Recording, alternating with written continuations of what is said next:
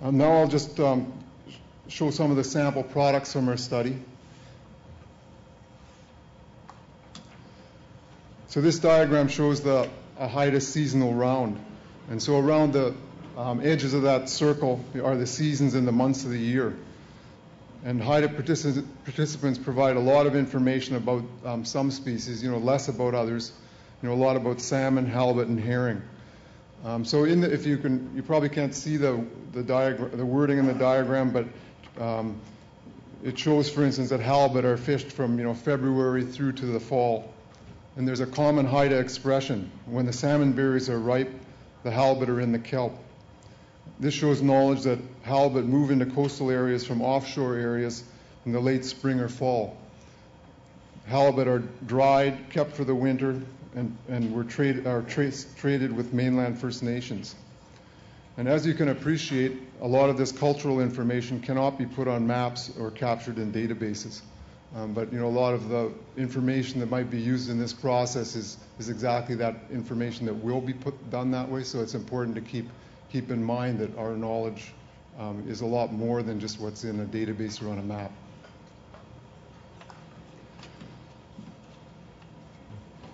So maps are kind of what we're going to be using in marine planning, and so we've prepared some. And here's one of the ones. It's a composite map showing where halibut are found on the north end of Haida Gwaii and Hecate Strait.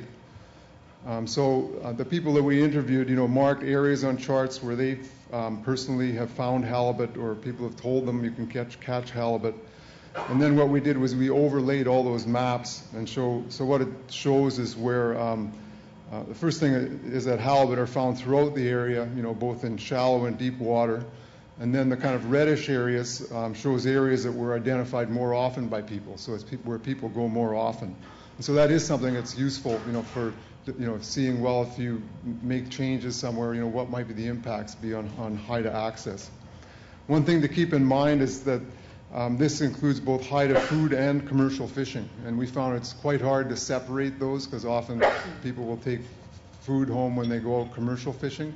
But it does show that we're using our whole territory for these kinds of fisheries. Okay. So this is a different type of map. It's a composite map for all species in Skidegate Inlet. Again, pretty much all places in the inlet are used at some times of the year for something. Again, the darker areas, or the red areas, were identified by more people. And this map in particular shows a high degree of use in the shoreline near Skidegate village, which is up, I guess, in the upper part of the inlet.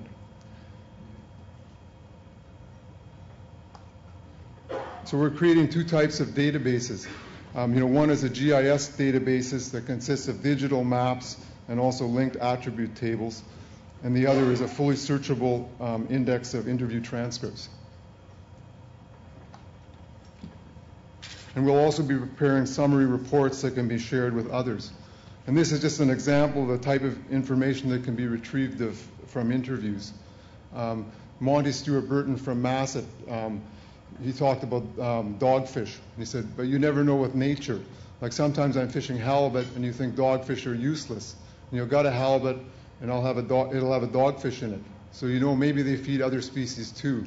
So I don't really know. Nature's too strong a force to figure out. And then Roberta Olson from Skidegate talked about fishing near Skidegate. My father was always out halibut fishing, which would have been way out to Lawn Hill Point near the buoy there.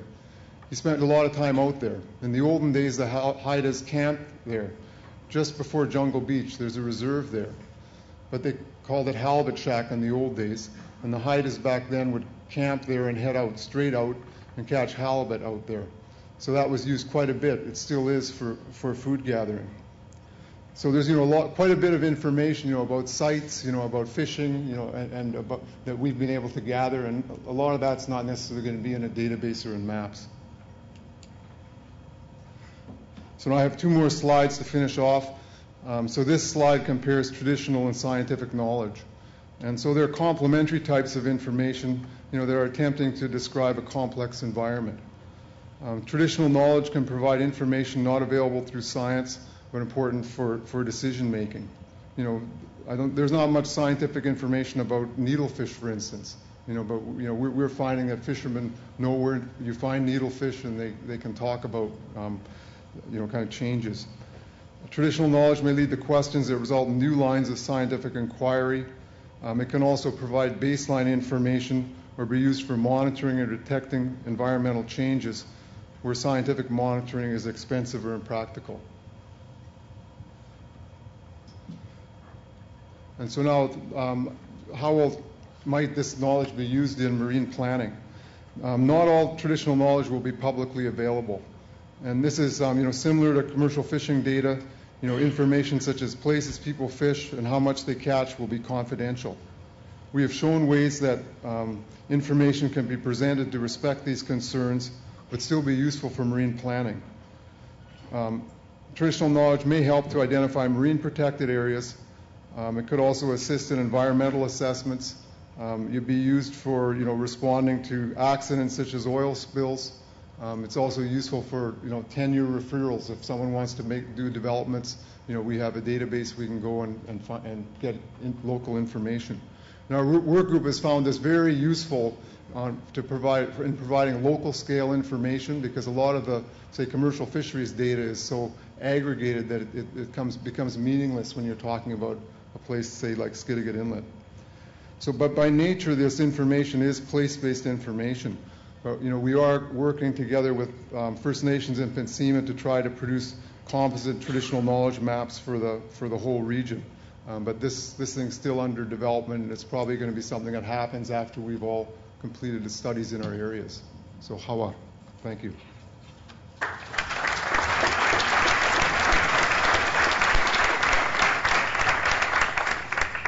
Thanks, Russ. It's interesting, the extent of the studies, the number of people and the range of ages and the information is just amazing. I had no idea there was that many people in the study.